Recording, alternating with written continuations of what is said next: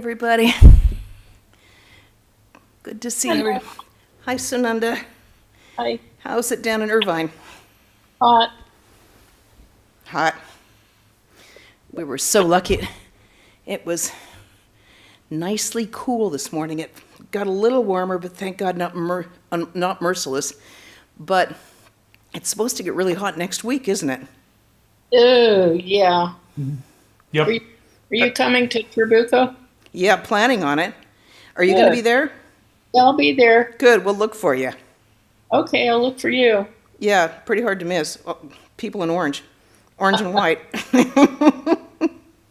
Be good. How are you doing, John? Oh, the old parts are not as happy as the new parts, but I'm not as old as my oldest part, so it's okay. And is that Lido? Lido, is that you down there?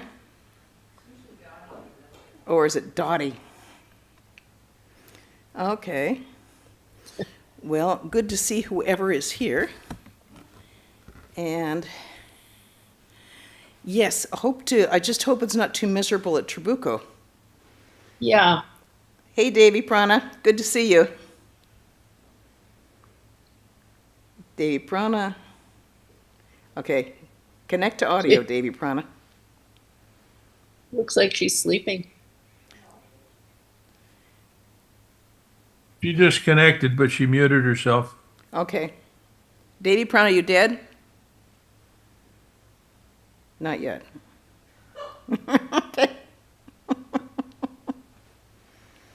You look kind of dead. Dad, I'm here. Oh, good. Okay. You're there and you're alive. We had Yes, Roger, we had Prabhuda Prana here with us today, Davy Prana. Oh, how nice. Yeah, we were really enjoying her company. She that's first met Swami Nikhilananda, the translator of our gospel, who would be her guru. She first met him in 1959. Oh. Yeah, My when she gosh. was a very young teenager. And she would take the train over from Brooklyn to go over to see Swami Nikhilananda and attend his talks and various things when she was at like 1959. Wow. Yeah, very young teenager. She's 83 now, very senior nun of Sharda Mutt, and just a joy to be around. We've really enjoyed having her here so much. She's staying with Amrita, which is good because her knees are really bad, so she can't go up and down anywhere, and this property is nothing but up or down. It's one or the other. Hey, Okay. Sarah. How Hi, you doing, Sarah? I'm good, thank you. How are you all? Good. How is it up in Portland? Things are good. Hasn't been too hot. Oh, that's amazing. Very nice. Yeah. Okay, but we haven't actually entered into July, so that, as I remember, July gets pretty steamy. It can get, yeah. I need to plug my cell phone in. Hi, Debbie Prana. Hi, Sarah. Shama. Hi, Ma. There was no Wonderful to see you all. Someone's talking about a cell phone. I think that must be your roommate, Davy Prana. Yes, I think so. Okay. Better mute yourself or else we'll be listening to her. Good girl. Okay, so let's read the Gospel of Sri Ramakrishna. Okay, so we are in Advice to Ishan, and looking for when this is, because I wasn't here last week. Okay, we're Saturday, October 11th, 1884. Keshav Sen asked me, "Why do I not see God?" I said, "You do not see God because you busy yourself with such things as name and fame and scholarship. The mother does not come to the child as long as it sucks on a toy, a red toy. But when, after a few minutes, it throws the toy away and cries, then the mother takes down the rice pot from the hearth and comes running to the child. You are engaged in arbitration. The Divine Mother says to herself, 'My child over there is now busy arbitrating and is very happy. Let him be.' In the meantime, Ishan had been holding Sri Ramakrishna's feet. He said humbly, 'It is not my will that I should do those things. Master, I know it.' This is the Divine Mother's play, her Leela. It is the will of the great enchantress that many should remain entangled in the world. Do you know what it is like? And here he quotes from a song. Excuse me. I just swallowed wrong. That was such a bad idea. How many are the boats, O mind, that float on the ocean of this world, and how many of those that sink? Excuse me.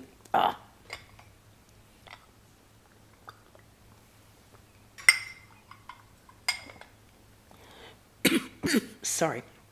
Again, out of 100,000 kites, at best but 1 or 2 break free, and thou dost laugh and clap thy hands, O mother, watching them.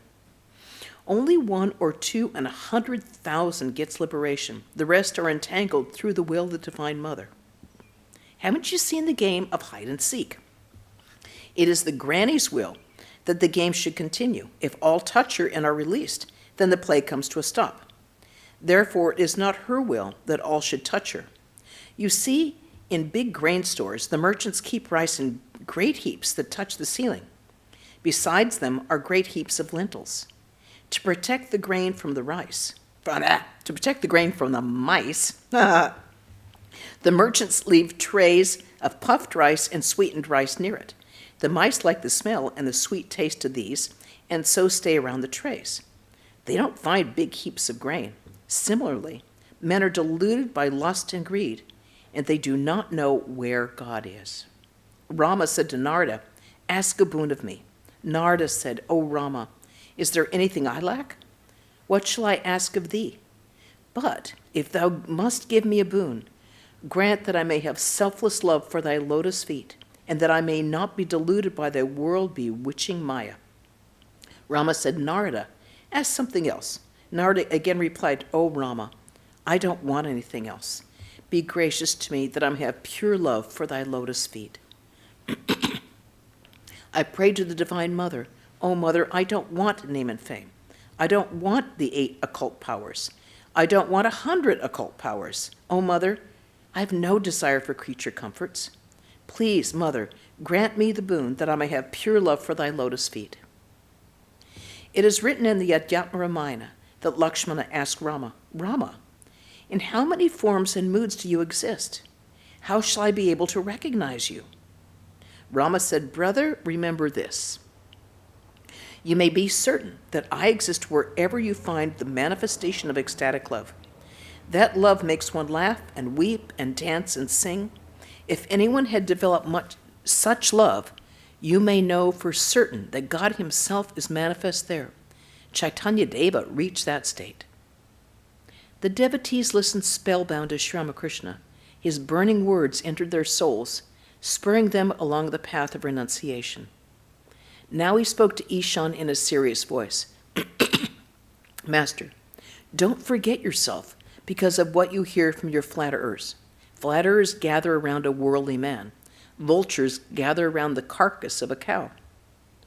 Worldly people have no stuff in them. They're like a heap of cow dung. Flatterers come to them and say, 'You are so charitable and wise. You are so pious.' These are not mere words, but pointed bamboos thrust at them.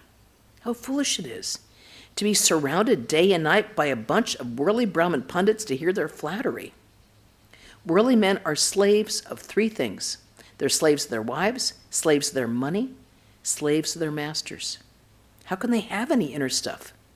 There is a certain person, whom I shall not name, who earns 800 rupees a month, but he is the slave of his wife. He stands up or sits down at her bidding. Arbitration and leadership? How trifling these are. Charity and doing good to others? You've had enough of these. Those who devote themselves to such things belong to a different class. Now the time is ripe for you to devote your mind to the lotus feet of God. If you realize God, you will get everything else. First God, then charity, then doing good to others, doing good to the world and redeeming people. Why need you worry about these things? Ravana died in Lanka and Bahula wept for him bitterly. That's the trouble with you. It will be very good if a world-renouncing sannyasi gives you some spiritual instruction. The advice of worldly men will not be right, be it a Brahma Pundit or anybody else. Be mad, Be mad with the love of God. Let people know that Ishan has gone mad and cannot perform worldly duties anymore. Then people will no longer come to you for leadership and arbitration. Throw aside the koshakushi and justify the name of Ishan. Koshakushi is the big spoon, little spoon that we use for worship, the big spoon, little spoon that kind of fit together. That's a koshakushi. And justify your name as Ishan. And Ishan is an epithet of the all-renouncing Shiva. Ishan quoted, "O mother, make me mad with thy love. What need have I of knowledge or reason?" Master, mad. Mad. That's the thing. Shiva not once said that one loses one's head by thinking too much of God. What? Said I. Can anyone ever become unconscious by thinking of consciousness? God is the nature of eternity, purity, and consciousness. Through his consciousness, one becomes conscious of everything. Through his intelligence, the whole world appears intelligent. Shivanat said that some Europeans had gone insane, that they had lost their heads by thinking too much about God. In their case, it may be true, for they think of worldly things. There is a line in a song, "Divine fervor fills my body and robs me of consciousness." The consciousness referred to here is consciousness of the outer world. Ishan was seated, touching Sri Ramakrishna's feet and listening to his words. Now and then he cast a glance at the basalt image of Kali in the shrine. In the light of the lamp, she appeared to be smiling. It was as if the living deity, manifesting herself through the image, was delighted to hear the Master's words, holy as the words of the Vedas. Ishan, pointing to the image, "Those words from your sacred lips have really come from there." Master, I am the machine and she is the operator. I am the house and she is the indweller. I am the chariot and she is the charioteer. I move as she moves me. I speak as she speaks through me.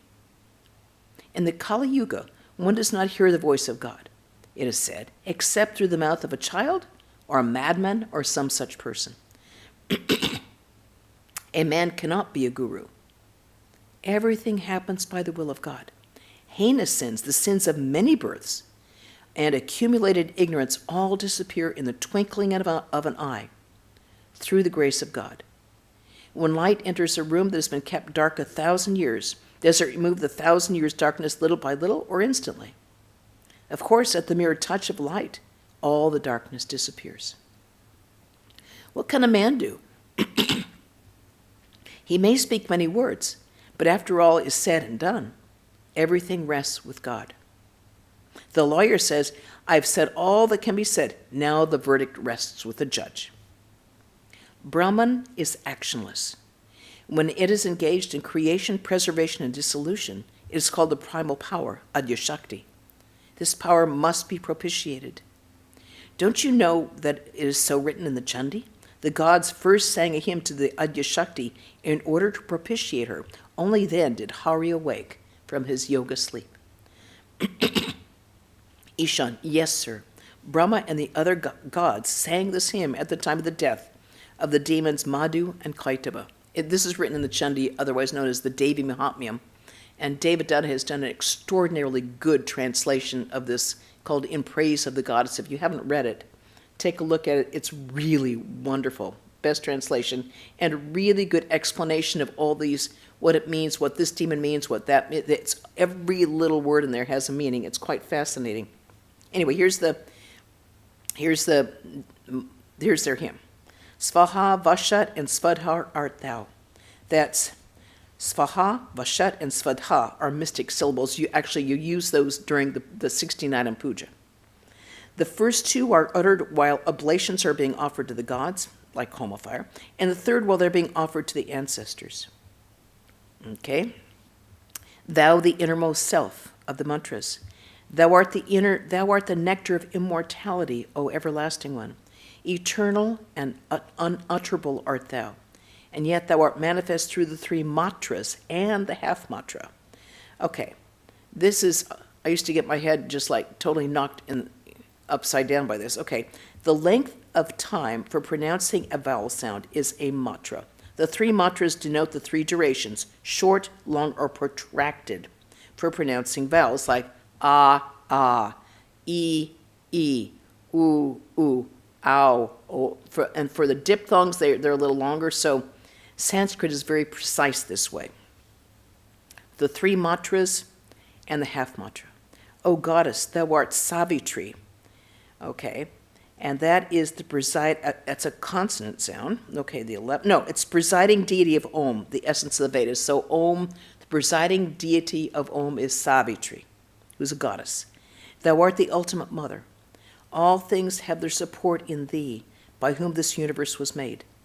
O goddess, thou sustainest all, and by all thee, and by all, O goddess, thou sustainest all, and all by thee is devoured. Thou it is that we call the Creator, thou that createst the world, the embodiment of creation. Thou it is that we call the Preserver when thou preservest it. Thou it is that we call the Destroyer when thou destroyest it.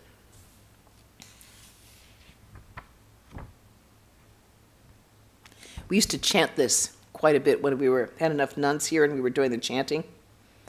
Devi Prana, you there? You remember that? Tang swaha, tang svadha, tang hi vashatkara, swarapmika, shutha tomachare. Yeah, we used to do that quite often. Yes, I do remember. Yeah, it was really nice. Yeah. Yeah.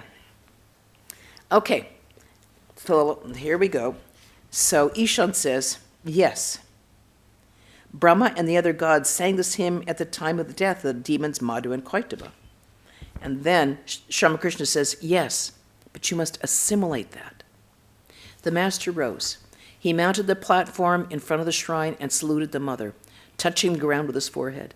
The devotees quickly gathered around him and fell at his feet. They all begged his grace. He descended from the platform, started toward his room, conversing with them. First he sang, I bow my head, says Prasad, before desire and liberation. Knowing the secret that Kali is one with the highest Brahman, I've discarded once for all both dharma and adharma. Dharma is righteousness, and adharma is unrighteousness. The master continued, do you know the meaning of dharma and adharma? Here, dharma means religious acts enjoined by the scriptures, such as charity, shraddha, that's the rites that you do to your family member, feeding the poor, and the like. The performance of this dharma is called the path of karma. It is an extremely difficult path. It's very hard to act without motive. Therefore, one is asked to pursue the path of devotion. A man was performing the Shraddha ceremony at his house. He was feeding many people. Just then a butcher passed, leading a cow to slaughter. He could not control the animal and became exhausted. He said to himself, let me go to that house and enjoy the feast of the Shraddha ceremony and strengthen my body. Then I should be able to drag the cow along. So he carried out his intention, but when he killed the cow, the sin of the slaughter fell also on the performer of the Shraddha. That is why I say the path of devotion is better than the path of action. The master entered his room accompanied by M. He was humming a song.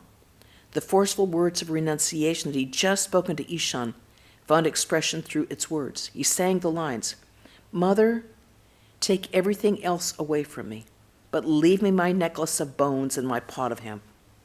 It says siddhi or hemp, and the necklace of bones are associated with Shiva, the model of renunciation. Shamakrishna sat down on the small couch, and Adhar, Kishori, and the other devotees sat on the floor. Master to the devotees, I was noticing Ishan. Why? He hasn't achieved anything. What can be the reason? He has practiced Purusharana for 5 months. That would have caused a revolution in any other person. Purusharana is a vow that you take for japam, the repetition of a mantra. And the amount of time, what you do is you go up and down with the phases of the moon. So your lowest amount of japa is at the new moon, and then it increases day by day until you have the full moon. So by that time, you're, depending on where you start from, you could be spending 4, 6, 8, 12 hours a day, however much you're doing, in repetition of the sacred mantra, whatever mantra you were using.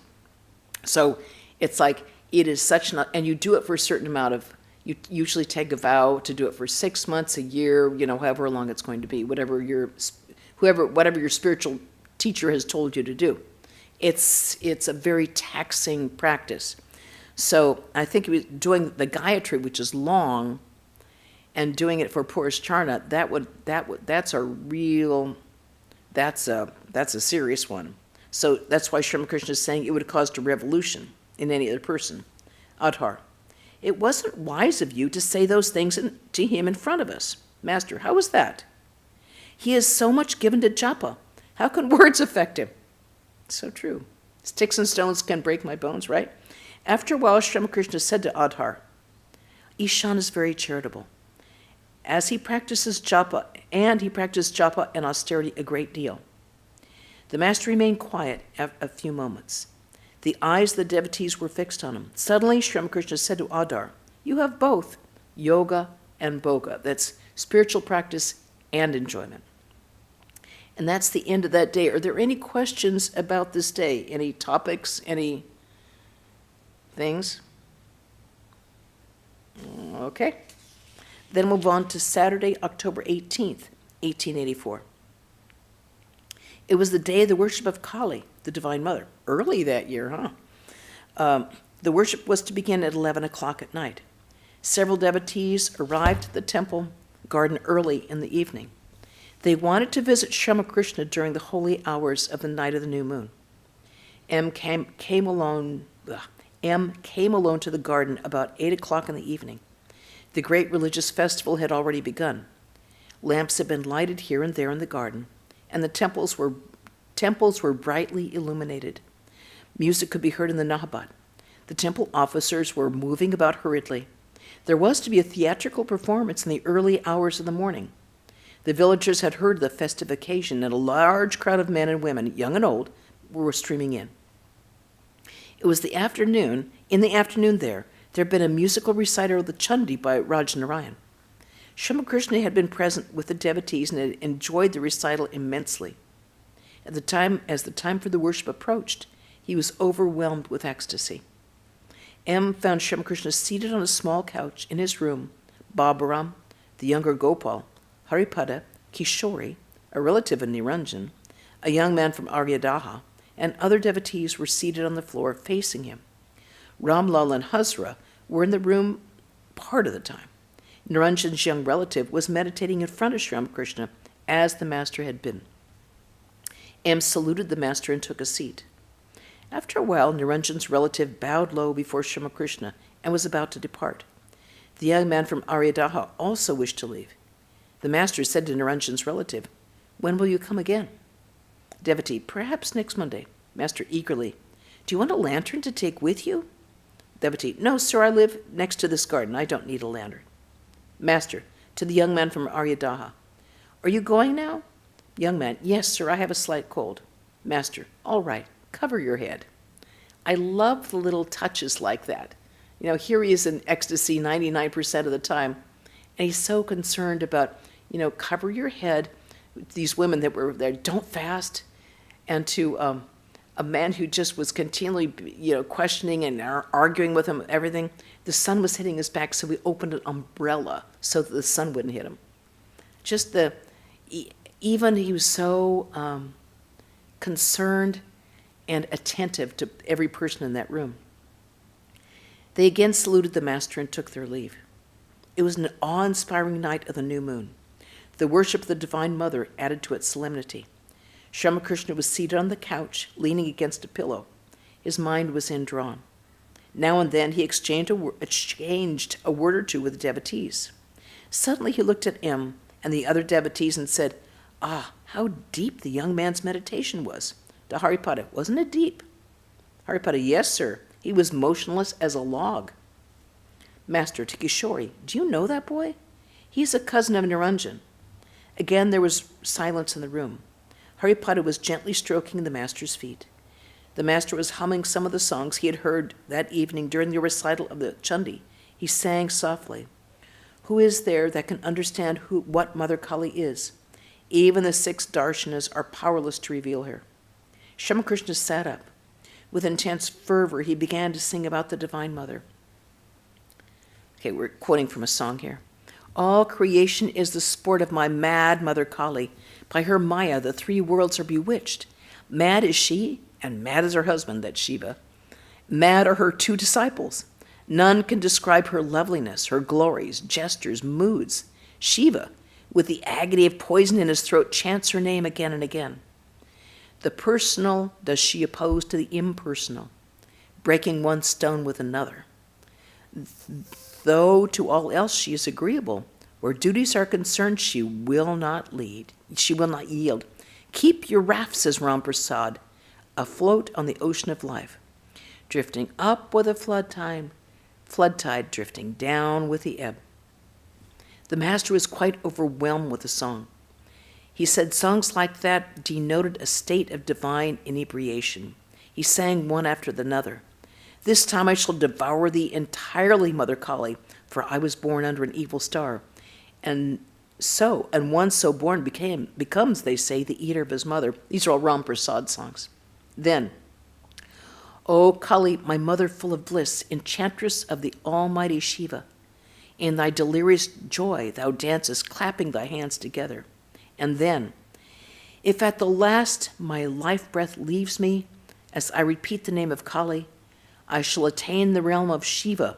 What does Benares mean to me? Benares, or Varanasi, as it's now named, is considered the abode of Shiva, and Shiva gives liberation to anyone who dies in Benares, Varanasi. He whispers the mantra into his ear. Sri Ramakrishna had that vision. So people will go, if they're ill, dying, they go to Varanasi in order to die there. But he says, what does Benares mean to me? Infinite are my mother's glories. How can I find the end of her virtues? Shiva, beholding their smallest part, lies prostrate at her lotus feet. Because, of course, Kali is standing on Shiva. Their eyes are locked. Shiva is laying down beneath her. He's looking at her. She's looking at him. She's dancing on top of him. He's completely prostrate at his feet, at her feet. The younger brother requested Sri Ramakrishna to sing a certain song about Shri Gauranga. The master sang, Gaur and Nitai, ye blessed brothers, I've heard how kind you are, and therefore I've come to you. Ramlal entered the room. The master said to him, please sing something about the Divine Mother. It is the day of her worship.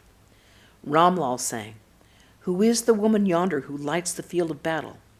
Darker her body gleams, even than the darkest storm cloud, and from her teeth there flash the lightning's blinding flames.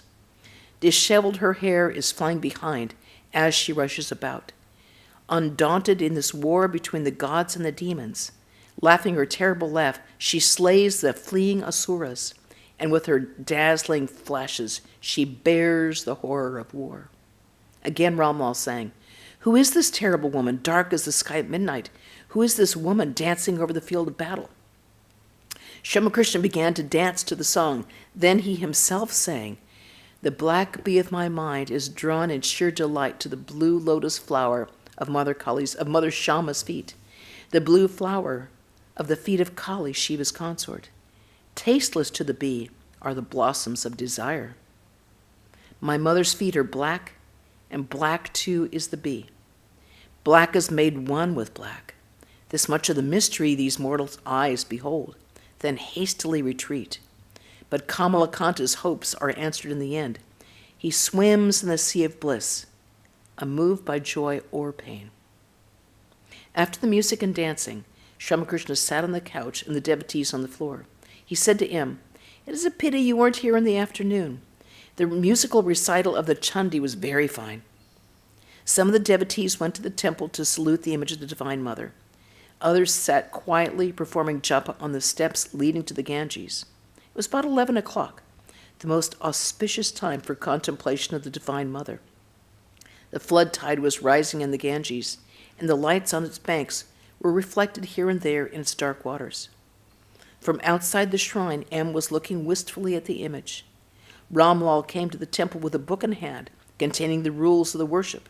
He asked M if he wanted to come in. M felt highly favored and entered the shrine. He saw the Divine Mother was profusely decorated.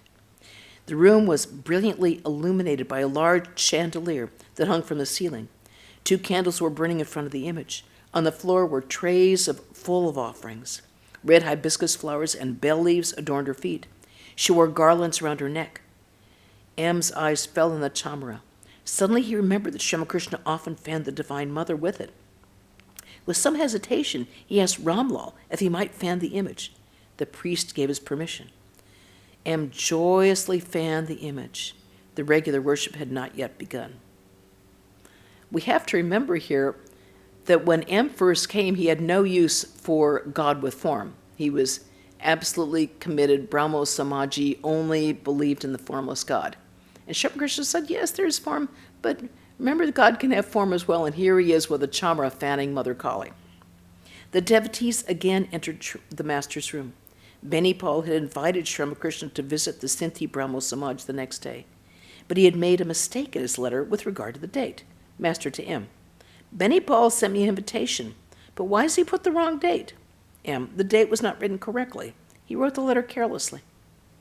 As Sri Ramakrishna spoke, he was standing in the middle of the room with Baburam by his side. He leaned toward the disciple, touching his body. Suddenly he went into samadhi. The devotees stood around with their eyes fixed on him. The master's left foot advanced a little. The shoulder was slightly inclined to one side. His arm rested on Baburam's neck near the ear. After a while, he came down from the ecstatic state. As he stood there, he put one hand to his cheek and appeared to be brooding over something. Then, smiling, he addressed the devotees. Master, I saw everything. How far the devotees had advanced. I saw Rakal, him, pointing to M, Surrender Baburam, and many others. Hazra, me? Master, yes. Hazra, many more obstacles? Master, no. Hazra, what about Narendra? Master, I didn't see him, but I can tell about him. He's a little entangled, but I saw everyone will succeed. To M, I saw that all are in hiding. The devotees listened to these words with great wonder. It seemed to them that they were hearing an oracle. Master, but I got into that mood by touching Baburam. Hazra, who was first? Sri Ramakrishna was quiet for a time. Then he said, I wish I had a few more like Nitya Gopal. Again he appeared thoughtful. He remained standing. He said, I wish Adhar Sen's duties would become fewer, but I'm afraid the English officer will scold him. He may say, what is all that nonsense? All smile. Sri Ramakrishna sat on the small couch and the devotees on the floor. Baburam and Kishori quickly came to the master and began to stroke his feet gently. Master to Kishori, what's the matter? Why so much service today? Ramlal entered the room and saluted Sri Ramakrishna, touching the ground with his forehead. Then, with great respect, he touched the master's feet. He was ready to worship the Divine Mother in the temple. Ramlal, please permit me to go to the shrine. The master twice uttered the words Om Kali and said, perform the worship carefully. There is also a sheep to be slaughtered. It was midnight. The worship began in the Kali temple. The master went to watch the ceremony. During the worship, he stood near the image. Now the sheep was going to be slaughtered. The animal was consecrated before the deity. People stood in lines watching the ceremony. While the sheep was being taken to the block, Sri Ramakrishna returned to his room. He could not bear the sight. Several devotees remained in the temple till 2 o'clock in the morning. Haripada came and asked them to take prasad to the master's room. After finishing their meal, they lay down where they could for the remainder of the night. It was morning. The dawn service in the temples was over, and the theatrical performance was going on in the open hall in front of the shrine. M was coming through the courtyard with Sri Ramakrishna. He wanted to take leave of the master. Master, why should you go now? M, you are going to Sinti in the afternoon. I too intend to be there, so I should like to go home for a few hours. They came to the Kali temple. At the foot of the steps, M saluted the master. Master, you are going? All right. Please bring 2 pieces of cheap cloth for me. Then I shall use them for taking my bath. And that is the end of that chapter. That's good. Finish the whole chapter. Beautiful to end on Kali Puja. That's fantastic. Love hearing about it. So any questions? Okay.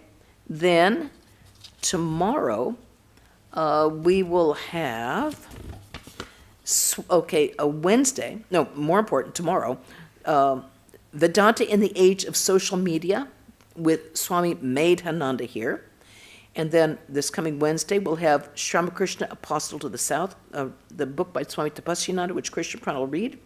And then next Saturday, we'll have another reading from the Gospel of Sri Ramakrishna. However, in between is July 4th celebration at Trabuco Canyon. So I know that we will be there, Mother willing, and I can tell that our beloved Diane Sagan, aka Sunanda, will be there as well. And I hope, Alito, I hope you're going to be there. We'd love to see you. We'd love to see you and Dottie. Hi, Ganga. I guess it's too far to go from Florida to Orange County on the 4th. It's going to be hot. And Sarah, we probably won't see her there either. Too far. But I hope. And then we have good news for July. In July, Swami Sarvapriyananda will be here, and he will speak twice. He will be here on Saturday to speak on, let's see, Taintless Shining Sun, Immovable Mountain, Boundless Ocean. And, oh, wait, that must be the Sunday thing, but he will give, okay, on Saturday he will speak on Like a City in a Mirror. That'll be Saturday at 5 o'clock, which will be followed by a potluck. So definitely worth coming up here for that. So please come to anything you possibly can. And if you can't, we'll YouTube it, we'll make it all available. And everybody stay well and happy and healthy. Really glad to see you all. Okay. Om Shanti Shanti Shanti Hari Om Tat Sat Sri Ramakrishna Arpanamastu.